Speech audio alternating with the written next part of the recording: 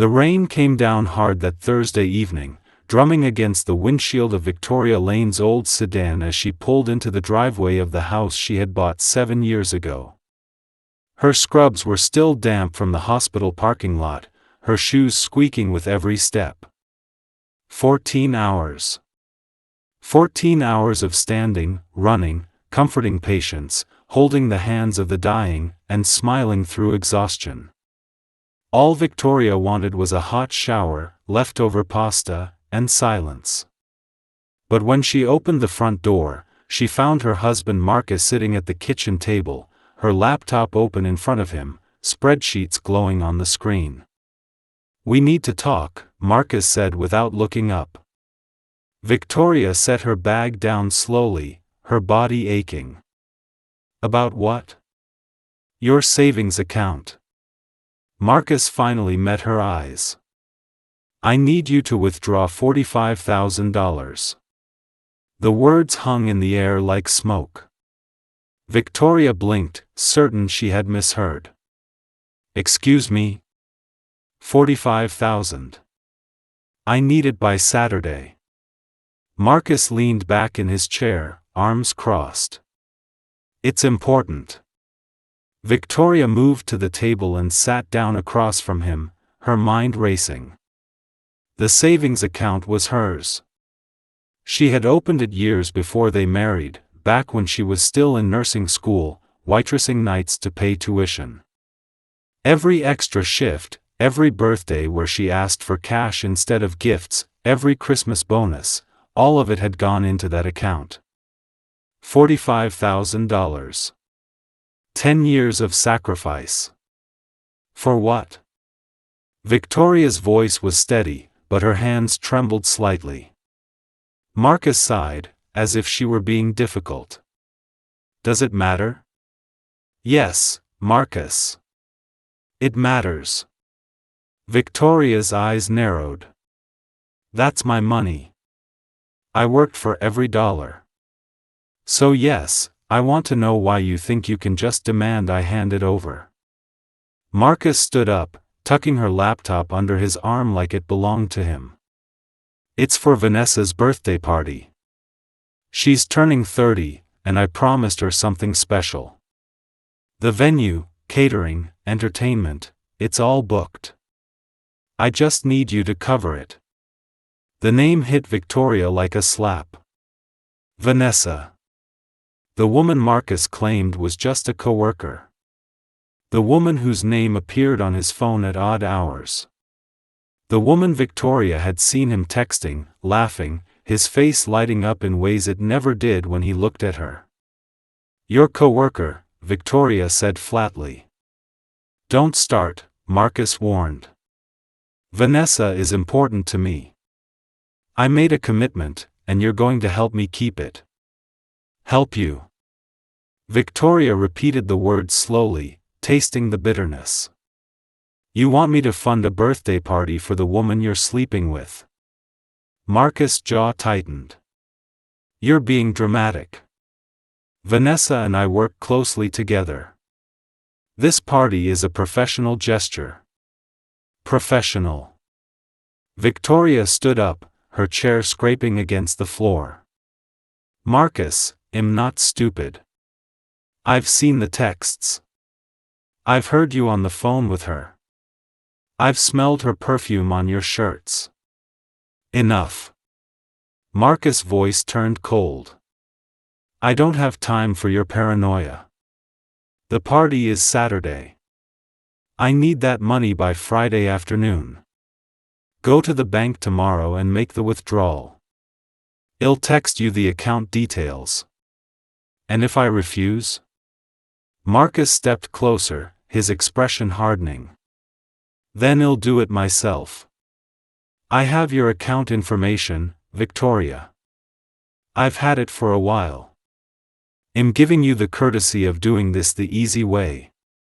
But either way, Vanessa's getting her party." He walked out, leaving Victoria standing in the kitchen, surrounded by the wreckage of her marriage. The refrigerator hummed. The rain pounded against the windows. Everything looked the same as it had that morning when she left for work. But everything had changed. Victoria sat down slowly, her mind spinning. Marcus had her account information. He had been planning this. How long had he been accessing her account? How long had he been plotting to take her money? She pulled out her phone and logged into her banking app. The balance showed $47,612. 10 years of her life, saved one shift at a time. Victoria checked the account activity. There were login attempts from an IP address she did not recognize. Multiple attempts over the past month. Marcus had not been bluffing. He had been studying her savings, planning his theft, confident she would comply. Because she always had. She had complied when Marcus quit his job last year, claiming he needed time to find himself. She had complied when he stopped contributing to the mortgage, to the groceries, to anything. She had complied when he started coming home late, smelling of perfume and lies. But this was different. This was not neglect or laziness. This was active betrayal, calculated theft, arrogant certainty that Victoria was too weak or too afraid to fight back. Victoria closed her banking app and sat in the darkness of her kitchen. The house was silent. Marcus had not come home, probably at Vanessa's right now, celebrating his victory before it had even happened.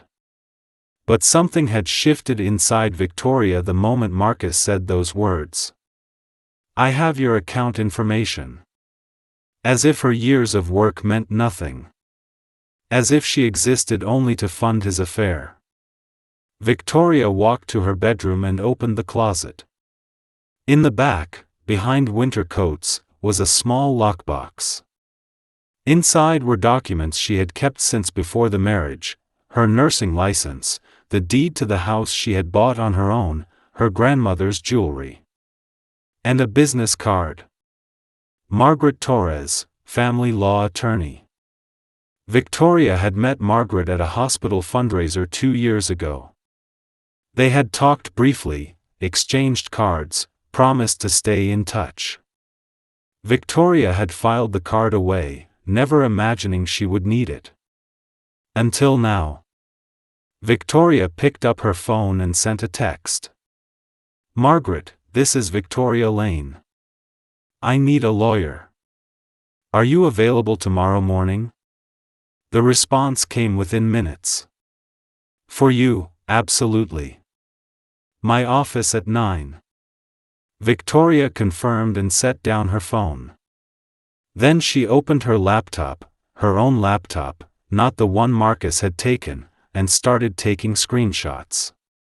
Every login attempt. Every suspicious transaction. Every piece of evidence she could gather. Marcus thought he had won. He thought Victoria would hand over her savings because she was too compliant, too exhausted, too afraid to say no. He was about to learn how wrong he was. Victoria did not sleep that night. She sat at her kitchen table with her laptop, a notepad, and a determination that felt almost foreign.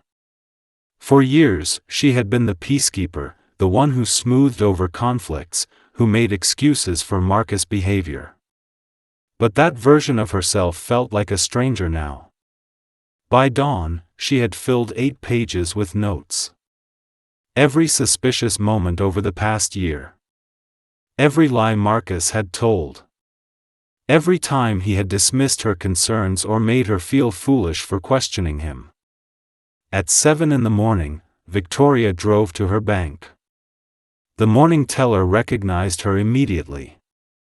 "Mississippi Lane, how can I help you today?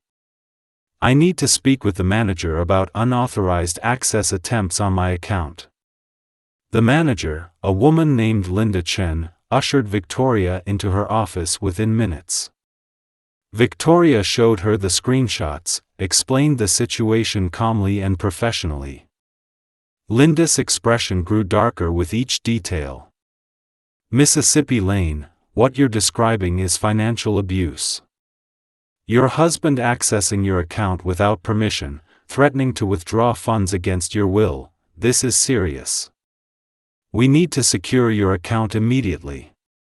Within the hour, Victoria had changed all her passwords, added two-factor authentication, and set up alerts for any activity. Then she opened a new account at a different bank entirely and transferred all but $500. Let Marcus check the balance now. At 9 sharp, Victoria walked into Margaret Torres' law office. The building was modern, professional, filled with the quiet confidence of people who knew how to fight and win. Margaret stood when Victoria entered, her handshake firm, her eyes sharp with intelligence. Victoria. Tell me everything. Victoria sat down and began to talk. She told Margaret about Marcus' demand, about Vanessa, about the years of financial neglect. She showed the screenshots, the bank statements, the evidence of unauthorized access. Margaret listened without interrupting, her lawyer face carefully neutral. But when Victoria finished, Margaret leaned back in her chair and shook her head. He actually demanded you fund his mistress' birthday party. Word for word, Victoria confirmed. And he's been accessing your account without permission. Margaret pulled out a legal pad. Victoria, this is textbook financial abuse. The fact that he's threatening to take the money regardless of your consent, we have grounds for immediate legal action. What are my options? First, tell me about your assets. The house, you said you bought it before marriage? 3 years before. I saved for the down payment myself. The mortgage is in my name only. Marcus never contributed a single payment.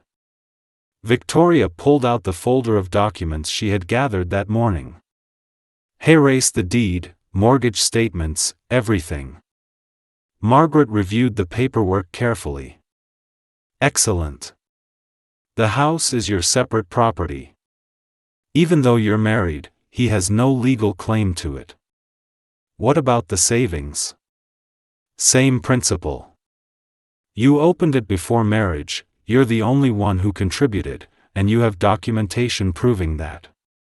In this state, separate property remains separate. Marriage doesn't automatically give him access. Victoria felt something unclench in her chest. So he can't just take it. Not legally. But Victoria, we need to talk about something else. Margaret set down her pen. Do you want to save this marriage? The question settled over Victoria like a weight. She thought about Marcus sitting at her kitchen table, demanding her money for another woman. She thought about the lies, the dismissiveness, the way he had made her feel small and stupid for working so hard. No, Victoria said quietly. There's nothing left to save. Margaret nodded as if she had expected that answer. Then we move fast. You've already protected the account, which is smart. But we need to protect you in other ways. I want you to start documenting everything. Every conversation, every text, every interaction. What are you thinking? I'm thinking we file for divorce before he knows what's happening. We get ahead of this. Margaret pulled out a fresh legal pad. You have the house in your name, savings protected, and he hasn't contributed financially in over a year. This should be straightforward. But men like Marcus don't let go easily, especially when they realize their source of income is leaving. Victoria pulled out her phone. There's something else you need to see. That morning, unable to sleep, Victoria had done something she had never done before. She had gone through Marcus' laptop while he was still asleep at wherever he was staying. What she found made her physically ill. He shares cloud storage with Vanessa. Victoria showed Margaret the screenshots. Look at these messages. Margaret read through them, her expression hardening. The messages went back months. They showed a relationship far deeper than professional. But worse than the affair were the conversations about Victoria. The wife agreed to pick up holiday shifts again. That's an extra $2,000 this month. She never questions where the money goes. Victoria's working another overnight next week. She thinks she's saving for our anniversary trip, but I'm thinking new furniture for your place.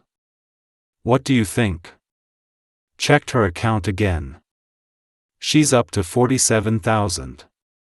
More than enough for your party and then some. Don't worry, I'll handle her. She's too soft to say no. Margaret's hands clenched around Victoria's phone. They've been planning this. Actively plotting to steal your money. There's more. Victoria swiped to another message. Vanessa works at a financial consulting firm. She helped Marcus figure out how to access my account. She gave him advice on how to justify taking the money. That's conspiracy, Margaret said quietly. Victoria, this isn't just a divorce case. This is potential fraud. I want them both to face consequences. Then we build a case. Margaret pulled out fresh paperwork. We document everything.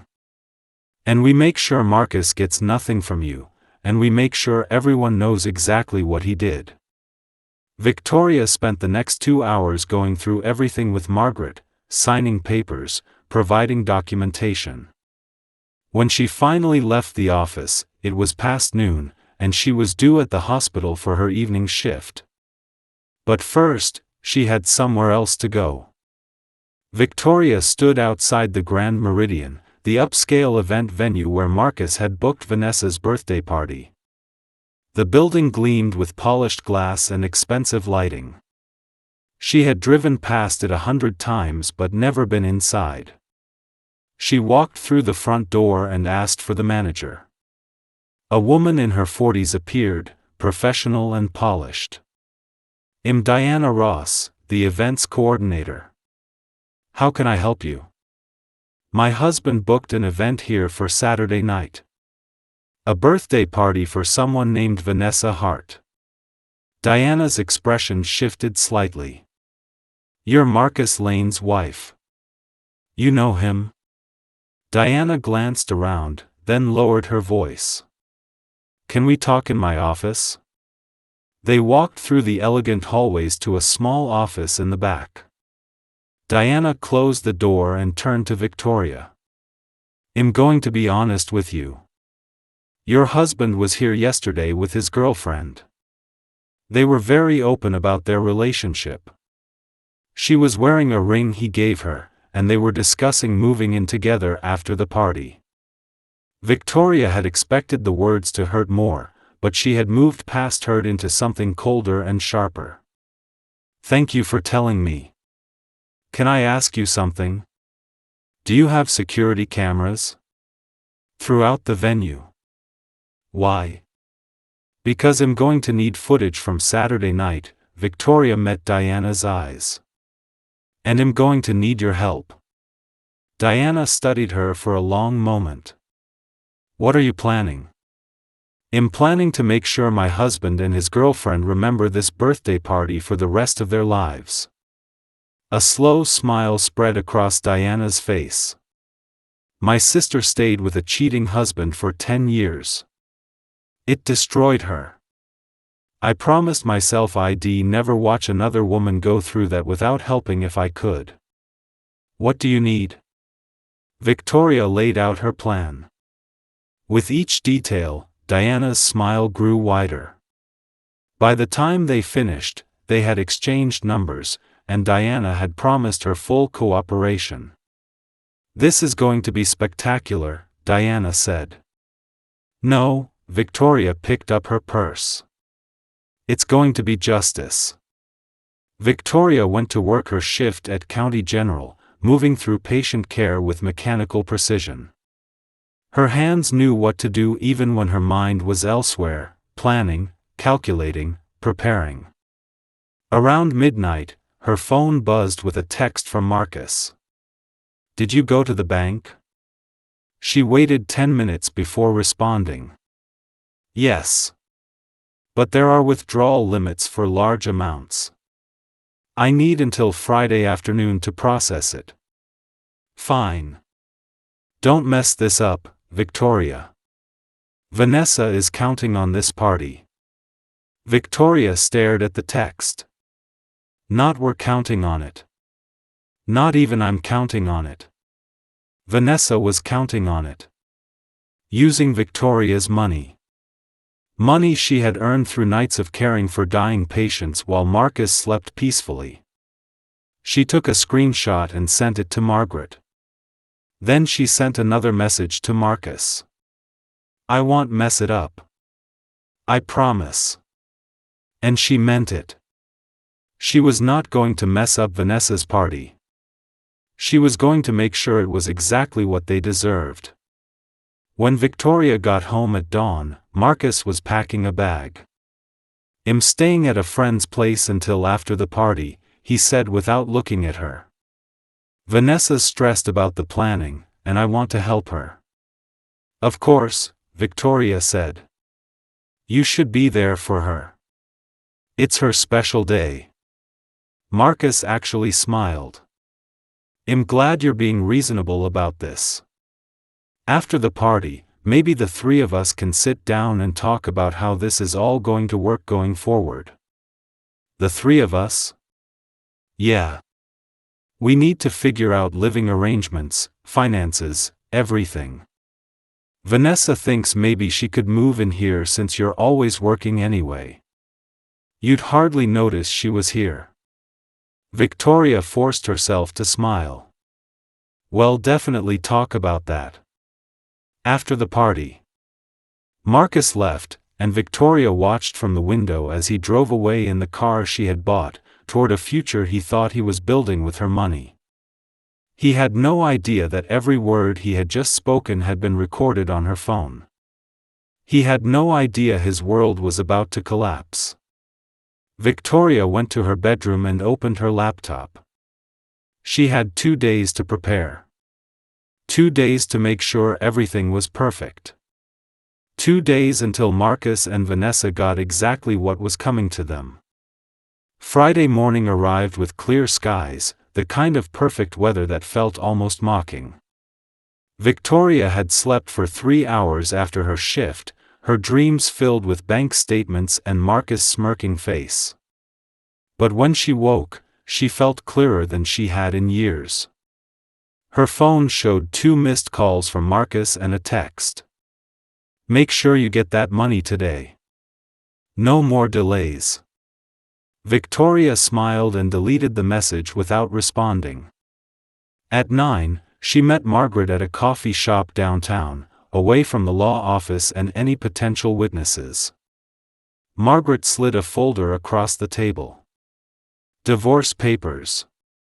Everything's prepared. I've also filed a police report about the unauthorized access to your account. An investigation has been opened." "That fast?" "When someone threatens to steal $50,000, authorities take it seriously." Margaret sipped her coffee. "Plus, I made some calls. Your case caught attention." Victoria opened the folder and read through the documents.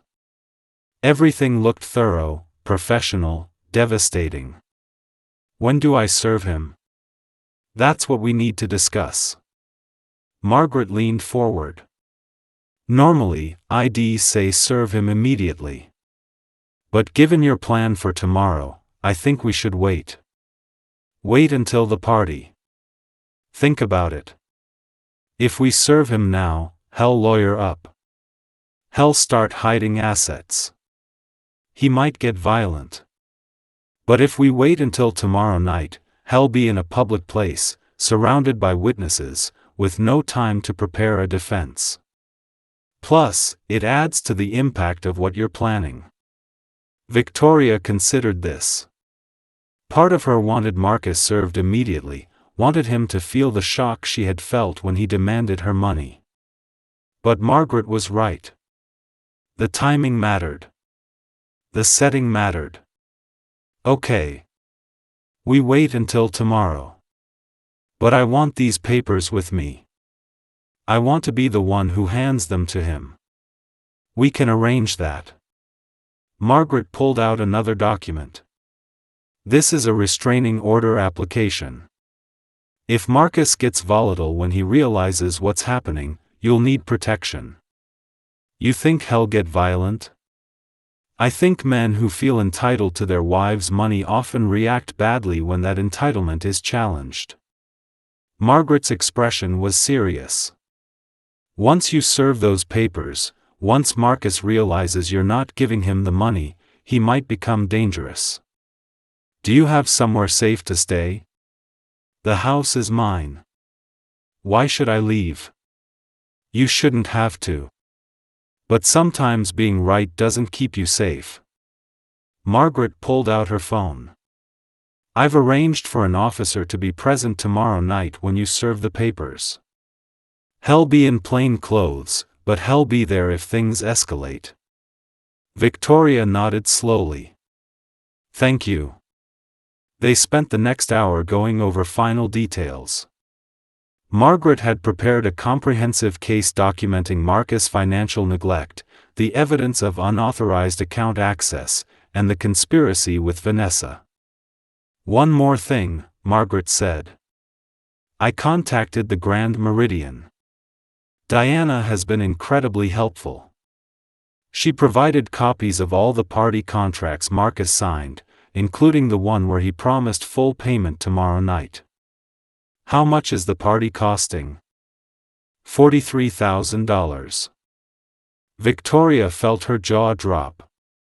He was going to spend $43,000 on her birthday party. Premium catering for 90 guests, top-shelf open bar, live band, custom decorations. He told Diana money was no object because his wife was supporting his girlfriend's celebration. And he won't have the money to pay. No, he won't.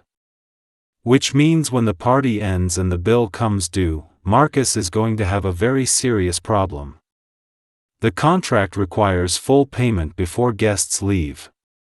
Diana will make sure of that. Victoria sat back as pieces clicked into place. So he'll be served with divorce papers, exposed in front of everyone, and then stuck with a $43,000 bill he can't pay. And that's when Diana calls the police for fraud, Margaret smiled. Marcus signed a contract promising payment. If he can't pay, that's criminal fraud, given that he never had the ability to pay. He was planning to use stolen money. Victoria went home and spent the afternoon preparing. She chose her outfit carefully, a deep burgundy dress she had bought years ago but never worn, too afraid it was too bold. Marcus had always preferred she dress conservatively, blend in. Well, Marcus' preferences did not matter anymore. Saturday morning, Victoria woke before dawn. She went to the hospital and worked a half shift, keeping her hands busy and her mind focused. Her supervisor noticed something different about her. You seem different today, she said. Everything okay? Everything's about to be perfect, Victoria replied. At noon, she went home and started getting ready. She took her time with her hair and makeup, not rushing, not worrying. She put on the burgundy dress and looked at herself in the mirror.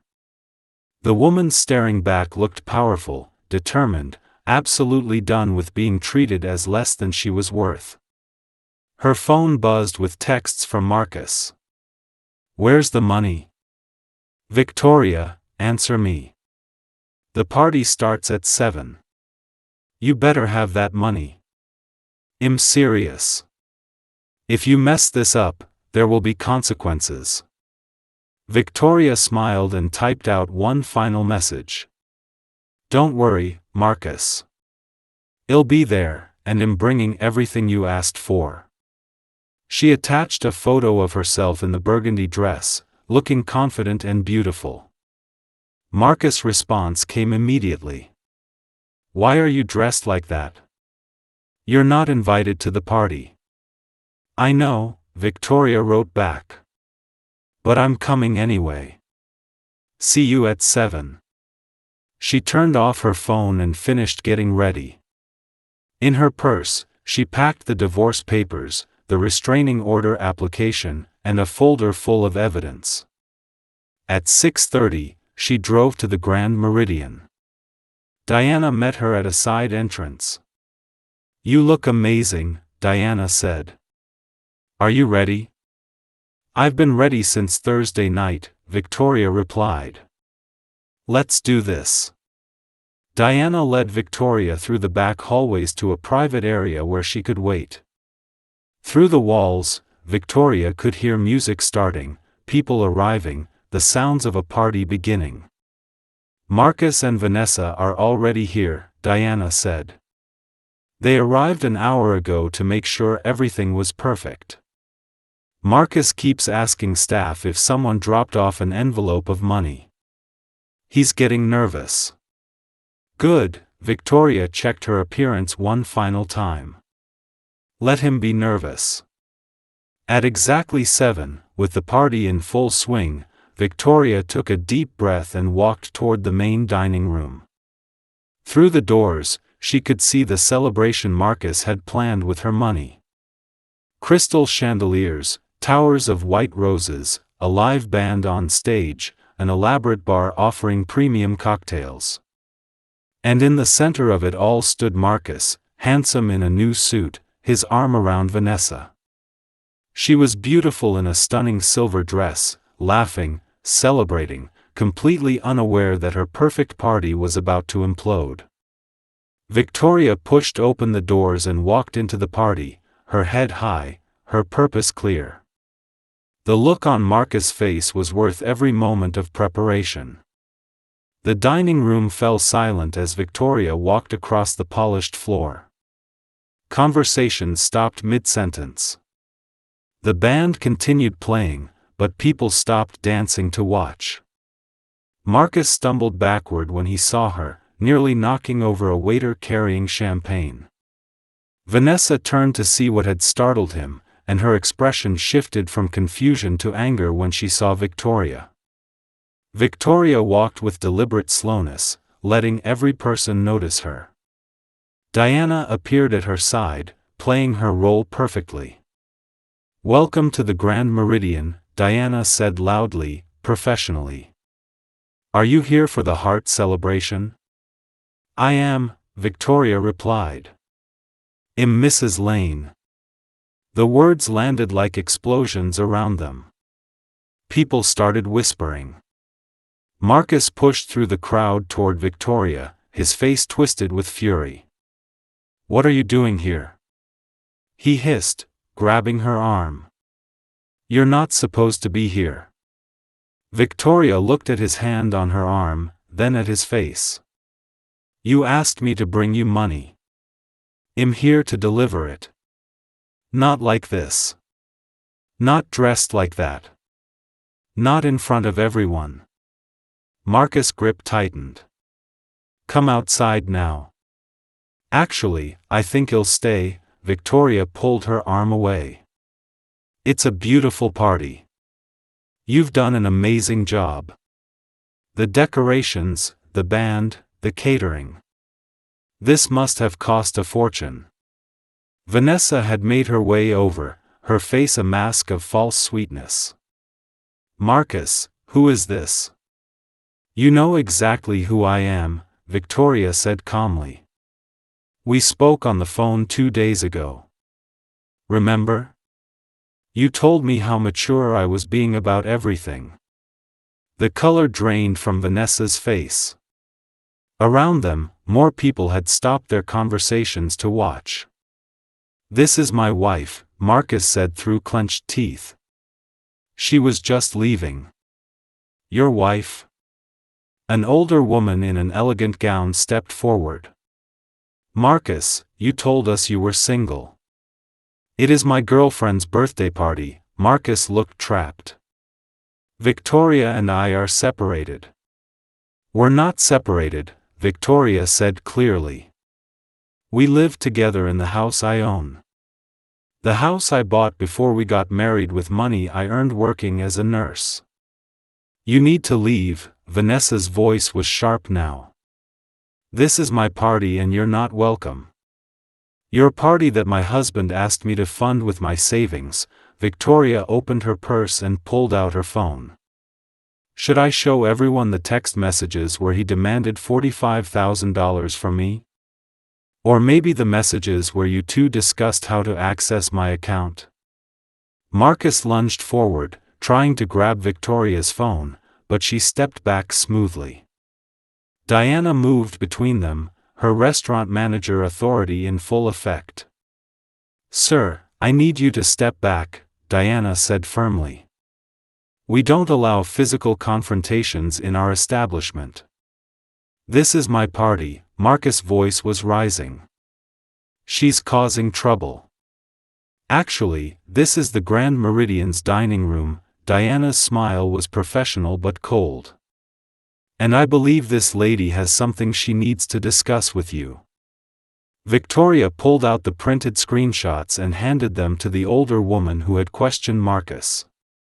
These are messages between Marcus and Vanessa, discussing how to access my bank account, planning how to spend my money, talking about me like I was just an obstacle to work around.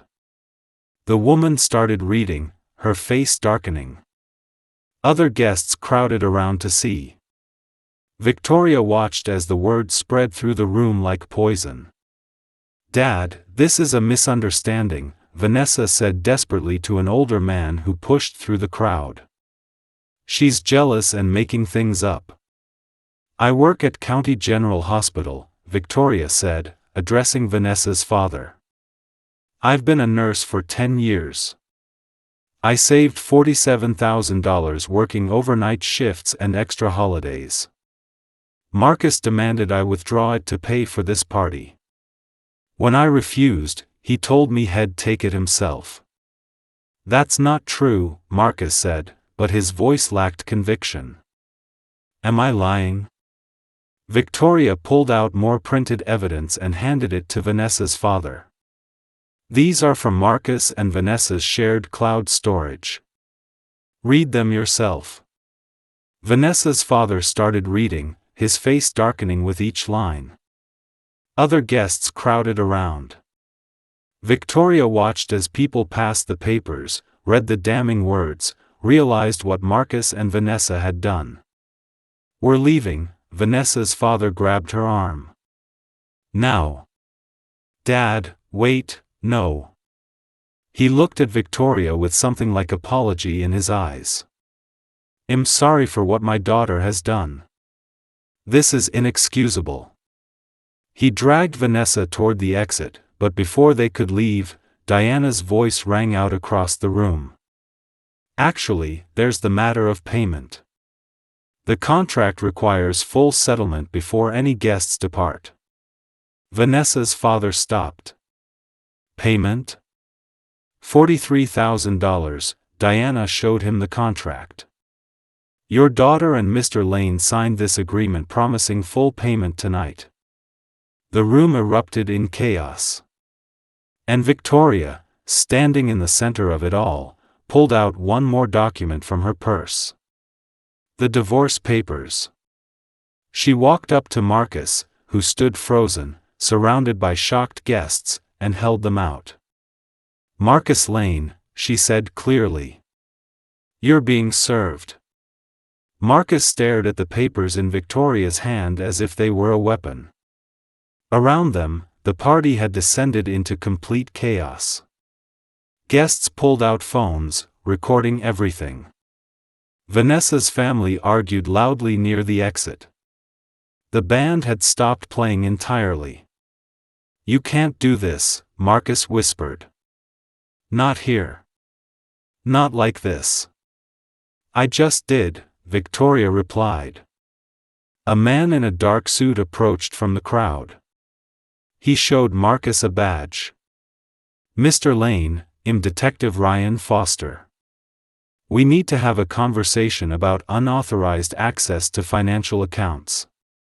Marcus' face went completely white. "What? I didn't do anything illegal.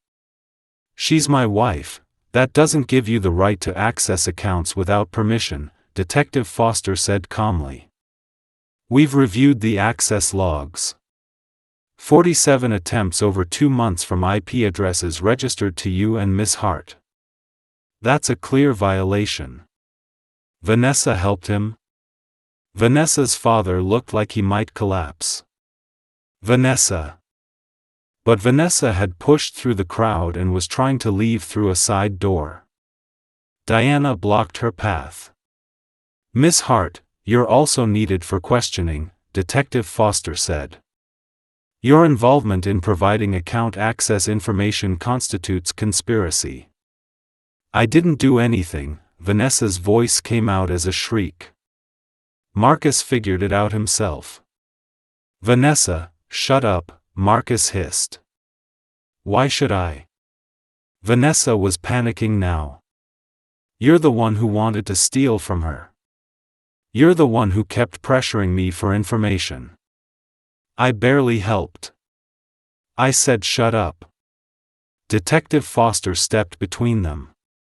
"Mr. Lane, Miss Hart, I'm going to need both of you to come down to the station voluntarily, or I can make this official right now."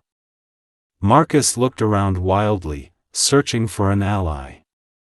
His eyes landed on his mother, Patricia, who had been standing quietly near the back of the room. "Mom, tell them this is a mistake. Tell them they can't do this." Patricia walked forward slowly, her face streaked with tears. When she reached Marcus, she did not hug him or comfort him. She slapped him. The sound echoed through the silent room. "How could you?" Patricia's voice broke. "Victoria has been nothing but good to you. She worked herself to exhaustion while you did nothing. And this is how you repay her?" "Mom, you don't understand." "I understand perfectly." Patricia turned to Victoria. "I'm so sorry. I should have seen this. I should have stopped him." "You couldn't have known," Victoria said gently. "I did know," Patricia wiped her eyes. "I saw how he treated you. Like you were there to serve him. I just didn't want to believe my son could become this person." Diana stepped forward, "All business now. There's still the matter of the bill. $43,000 for tonight's event. The contract specifies immediate payment." "He doesn't have it," Victoria said quietly. "He was planning to use my money. Money he never had permission to access." "Then we have a serious problem," Diana pulled out her phone. "Failure to pay after signing a contract is fraud." "Wait," Vanessa's father stepped forward reluctantly. "How much?" $43,000. He pulled out his phone with shaking hands. "I'll cover it." "But Vanessa, you're going to repay every single penny. And you're going to face whatever legal consequences come from this." As he processed the payment, Victoria watched Marcus. His shoulders slumped, his face ashen, all his arrogance and confidence had evaporated. He looked smaller somehow, diminished. Detective Foster approached him. "Mr. Lane, I need you to come with me." "This isn't over," Marcus said to Victoria as they led him away. "You can't just divorce me and walk away." "Actually, I can," Victoria replied calmly. "The house is mine. The savings are mine. You've contributed nothing to our marriage for over a year. My lawyer assures me this will be very straightforward. You'll regret this. The only thing I regret is not doing it sooner." They led Marcus out. The remaining guests stood in shocked silence, the ruined party forgotten. Several people approached Victoria. "I'm Marcus' cousin," a woman said. "I just want you to know, we had no idea he was doing this. We thought you two were happy." "Thank you," Victoria said. "You're incredibly brave," another woman added. "What you did tonight, standing up for yourself like that. I hope I'd have that courage if I needed it." Patricia hugged Victoria again. "You keep everything. The house, the savings, everything. Don't let him take anything more from you." "I want," Victoria promised. After everyone left, Victoria stood in the empty dining room with Diana and Margaret, who had been watching from a discreet location. "You did it," Margaret said. "You actually did it." "We did it," Victoria corrected. "I couldn't have done this without both of you." Diana smiled.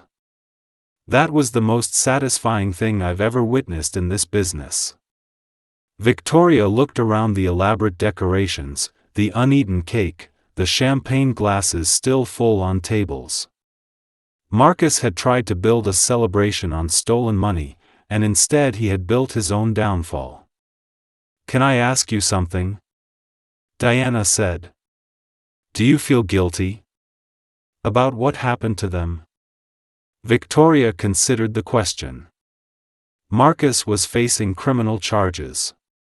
Vanessa had lost her reputation and was thousands of dollars in debt. Their lives were upended. "No," Victoria said finally. "I don't feel guilty. They made their choices. They could have been honest. Marcus could have asked for a divorce instead of trying to steal from me. Vanessa could have refused to help him access my accounts. Every step of the way, they chose the dishonest path. I just made sure there were consequences." Margaret squeezed her shoulder. "You should be proud. What you did took incredible strength." Victoria drove home in silence, the adrenaline finally wearing off. Her phone was exploding with texts and calls, but she ignored them all. She walked into her house, locked the door behind her, and finally allowed herself to cry. But they were not tears of sadness. They were tears of relief, of rage finally expressed, of justice served. She had done it. She had fought back. She had won. 3 months later, Victoria barely recognized her life. The woman who had confronted her husband at his mistress' birthday party felt like a different person, someone she had been forced to become in crisis. But as the weeks passed and the legal battles faded, Victoria discovered something surprising. She liked who she had become. The divorce had been finalized quickly. The judge took one look at the evidence, the unauthorized access, the messages planning to steal Victoria's money, Marcus' year of unemployment, and granted Victoria everything. The house, the savings, complete freedom. Marcus was sentenced to 2 years probation and ordered to repay the costs of the investigation. Between legal fees and restitution, he was financially devastated. Last Victoria heard, he was living in a small apartment and working at a warehouse. Vanessa faced similar consequences. She lost her consulting job when the fraud came to light. Her family, humiliated by the publicity, had distanced themselves. The woman who celebrated her 30th birthday in a silver designer dress now worked retail to pay off her debts. Victoria occasionally felt a twinge of guilt about their situations, but then she would remember the messages where they laughed about stealing from her, and the guilt would fade. They had made their choices. Mississippi Lane. Victoria's assistant knocked on her office door. "Your 10 o'clock is here." Her office. Victoria still marveled at that. 2 months ago, she had been promoted to nursing director at County General, a position she had been working toward for years. The promotion came with a significant raise and the respect she had always deserved. But more than that, she had started something new. "Send her in," Victoria said. A woman in her 30s entered, her face tight with stress. "Mississippi Lane, I saw your financial protection workshop advertised at the community center. My husband controls all our money, and I don't know how to change that." Victoria spent the next hour walking the woman through steps to establish financial independence. The same steps Victoria had learned the hard way. Opening separate accounts, understanding legal rights, documenting everything, building emergency funds. "Thank you," the woman said when they finished, her eyes bright with tears. "I felt so stupid and helpless. But talking to you, hearing how you protected yourself, it makes me think I can do this too." "You can," Victoria assured her. "You're already strong. You just need to remember that." After the woman left, Victoria updated her notes. 23 women so far, all struggling with financial control or abuse. All needing guidance and hope. Victoria had started the workshops on impulse, thinking maybe 1 or 2 women might show up. Instead, she had been flooded with requests. Women who had read about her story online, who recognized themselves in her situation, who needed someone to show them a way out. That evening, Victoria met her mother for dinner. Elizabeth had flown in from Arizona to spend a week visiting. "You look happy," her mother said, studying Victoria across the table. "Truly happy." "I am," Victoria smiled.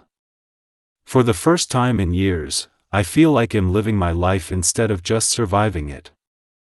I'm proud of you, baby. What you did, standing up to Marcus like that, it took real courage." "I was terrified," Victoria admitted. "Walking into that party, serving him those papers in front of everyone, I thought I might throw up from fear. But you did it anyway. That's what courage is." They ordered dinner and talked about Victoria's plans. The workshops were expanding. A publisher had reached out about turning her experience into a book. She was being asked to speak at women's conferences. "There's something else," Victoria said carefully. "I've been seeing someone." Her mother's eyebrows rose. "Already? Is that wise?" "His name is James. He's an accountant I met through the hospital. He helped me organize my finances after the divorce." Victoria smiled. "He's kind and respectful and treats me like I matter." "How long have you been seeing him?" 2 months.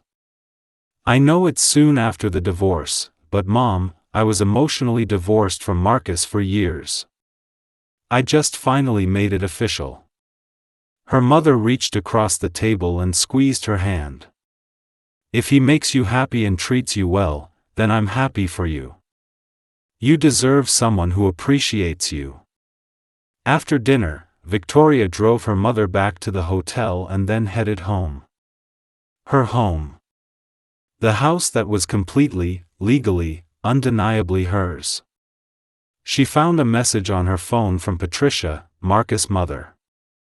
"Victoria, I know you probably don't want to hear from me, but I wanted you to know that Marcus asked me to reach out. He says he wants to apologize. I'm not asking you to forgive him or even respond. I just promised I'd pass along the message. You take care of yourself. You deserve all the happiness in the world." Victoria stared at the message for a long moment. An apology. 3 months too late. 3 months after being caught, after facing consequences, after losing everything. She deleted the message without responding. Marcus had taken 8 years of her life. He had used her, manipulated her, tried to steal her savings. He had made her feel small and stupid for working hard and saving carefully. An apology now meant nothing. It was not remorse, it was a manipulation tactic. One last attempt to get something from her. Victoria blocked Patricia's number. Not out of anger, but out of necessity. She needed to move forward without any connection to Marcus or his family. That night, she sat at her kitchen table and opened her laptop. The publisher wanted a book proposal, and Victoria had been putting it off, uncertain if she wanted to relive those painful months in that much detail. But thinking about the women she had helped, the lives she might change, Victoria realized the book was necessary. Not for her, but for all the women still trapped in situations like she had been. She began to type. Chapter 1. The thing about betrayal is that it rarely announces itself with fanfare. But the thing about survival is that it teaches you who you really are. Outside her window, the city lights sparkled with possibility. Somewhere out there were women in situations like hers had been. Women who did not know their worth, who were accepting less than they deserved, who needed someone to show them a different path. Victoria would be that person. Through her workshops, through her book, through her story, she would help other women find their strength. Marcus had tried to take her money, her dignity, her future. Instead, he had given her purpose. And that, Victoria thought as she continued typing, was the ultimate victory. 1 year after the party, Victoria stood on a small stage in a hotel conference room, looking out at 200 women attending her financial empowerment workshop. The room was packed, women of all ages, all backgrounds, all united by one common thread: they wanted to protect themselves. When I walked into that party a year ago, Victoria said into the microphone, I was terrified. But I was also determined. Determined that my husband and his girlfriend would not steal my life savings. Determined that I would not be a victim. Determined that I mattered. The crowd was silent, hanging on every word. I'm not sharing my story to shame Marcus or Vanessa. They faced their consequences. I'm sharing it because I know there are women in this room right now who are going through similar situations. Who are being controlled, manipulated, or taken advantage of. Who think they're trapped. Victoria paused, making eye contact with several women in the front row. You're not trapped. You have options. You have rights. You have strength you haven't discovered yet. But you have to be willing to fight for yourself. No one else can do it for you. She spent the next hour teaching practical steps: how to open separate accounts, how to document financial abuse, how to protect assets, how to find legal help, when to leave, how to rebuild. After the workshop, women lined up to talk to her. Some shared their stories. Others just wanted to shake her hand. A few cried as they thanked her for giving them hope. You saved my marriage, one woman said. I thought my husband was controlling me, but after your workshop, I realized he was just bad at communication. We went to counseling and now we work together on finances. You gave us tools to have hard conversations. You gave me the courage to leave, another woman said. I was in a situation just like yours. Husband who contributed nothing but expected everything. I kept making excuses.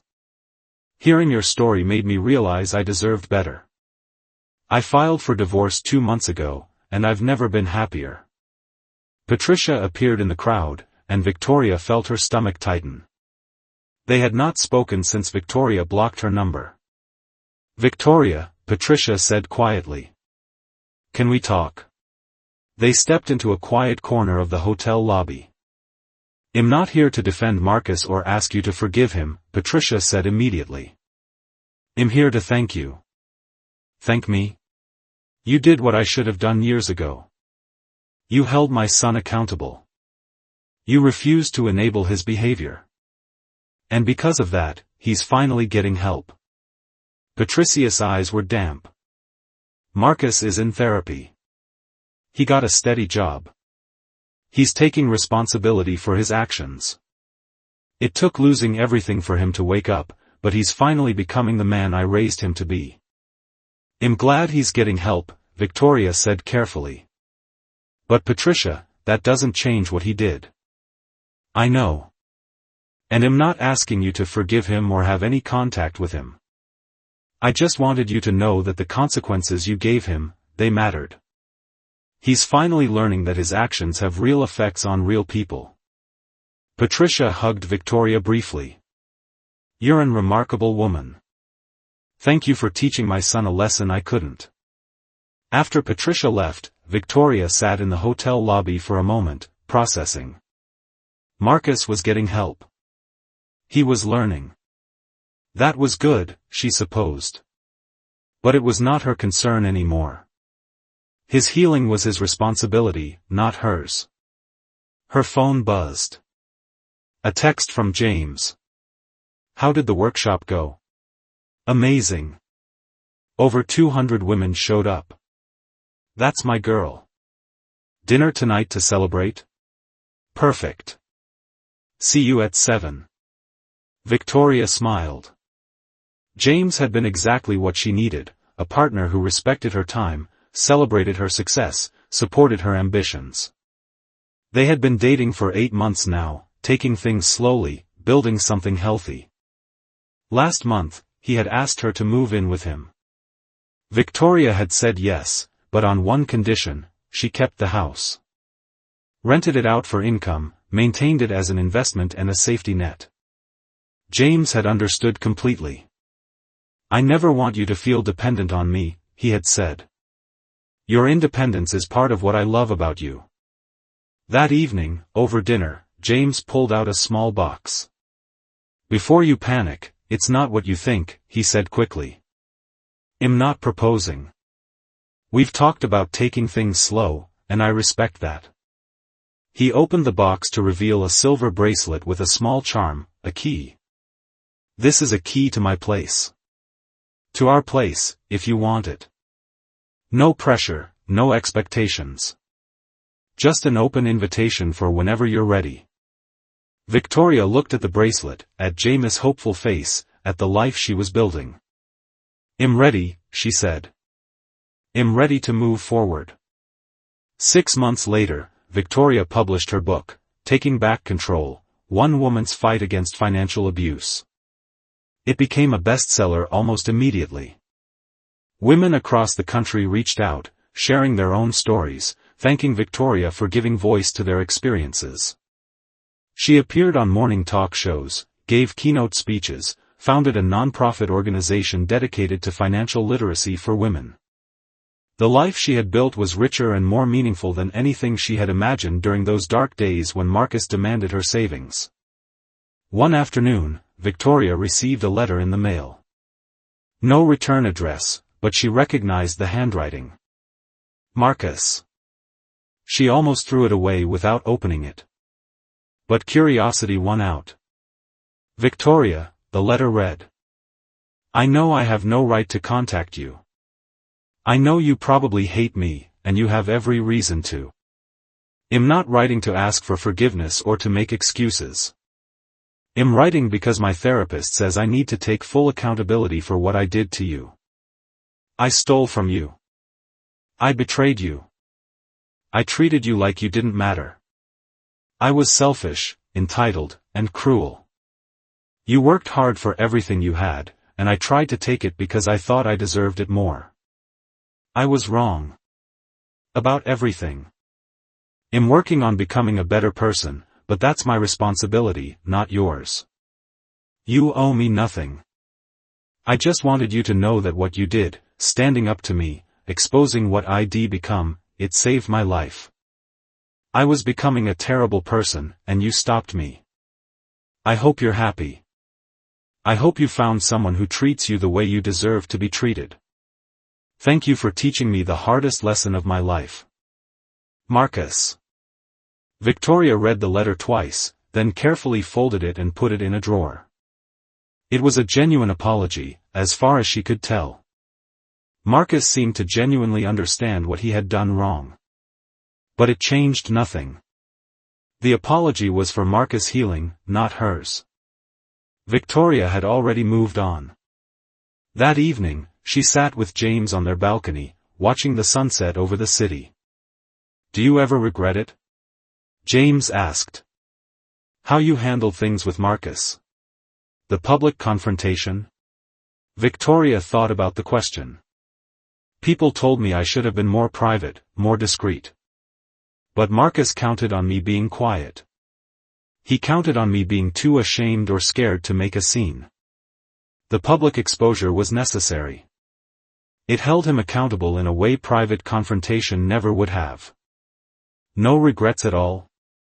One, Victoria admitted. I regret not leaving sooner. I saw signs for months, the way he stopped contributing, how he was always on his phone, the excuses about where he was going. I ignored all of it because I wanted to believe in my marriage. If I'd been honest with myself earlier, I could have saved myself a lot of pain.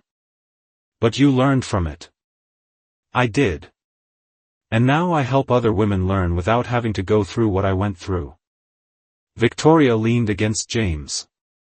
Something good came from something terrible. That's the best kind of redemption. 2 years after the party, Victoria stood in her office at the nonprofit she had founded, Safe Harbor Financial, an organization providing free financial counseling and legal assistance to women escaping abusive situations. She had come full circle. From victim to survivor to advocate. Her phone rang. It was a woman named Rachel who had attended one of Victoria's first workshops. Victoria, I wanted to call and thank you. I left my husband 6 months ago. I followed every step you taught me, separate account, documented everything, found a good lawyer. The divorce was finalized today. And Victoria, I got everything. The house, my savings, full custody of my kids. I won. Victoria felt tears prick her eyes. You won because you fought for yourself. I'm so proud of you. I couldn't have done it without you showing me it was possible. After hanging up, Victoria sat in her office and thought about that night at the Grand Meridian. Walking into that party had been terrifying. But it had also been necessary. It had been the moment she chose herself, chose her worth, chose to fight back. And that choice had changed everything. Not just for her, but for Rachel, and for the hundreds of other women who had found courage in Victoria's story. The moral, Victoria had learned, was not about revenge or destruction. It was not about making people suffer or proving your strength through cruelty. The moral was simpler and deeper: you teach people how to treat you. When you accept less than you deserve, you tell the world that's all you're worth. But when you stand up, fight back, demand respect, you teach a different lesson. You teach that you matter. That your work has value. That your life is yours to control. Victoria had taught Marcus that lesson. She had taught it to Vanessa. She had taught it to every woman who heard her story and found the courage to write their own. And she had taught it to herself.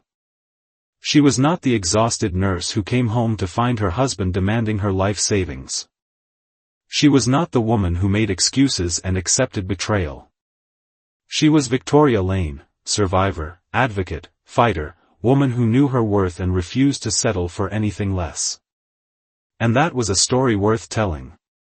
Betrayal reveals character, both the character of those who hurt us and the character we choose to become in response.